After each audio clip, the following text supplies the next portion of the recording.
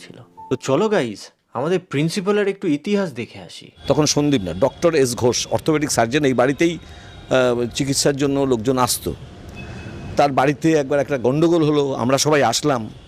গণ্ডগোলটা কি, যে তার ওয়াইফ, সেই সময়কার ওয়াইফ, তার বাচ্চা হয়েছে মাত্র 14 দিন, সেই অবস্থায় তাকে প্রচণ্ড পেটে লাথি মারে। মানসিকতা ভালো ছিল না, ব্যবহার অত্যন্ত খারাপ ছিল। ওনার মায়েরও ব্যবহার ওনার থেকে আরও বেশি খারাপ ছিল। যেদিন ওই ঘটনাটা ঘটেছিল, যে ওই মহিলাকে আমরা বের করে নিয়ে আসি, ওনার স্ত্রীকে পেটে লাথি মেরেছিল, সেলাই ফেটে গেছিল।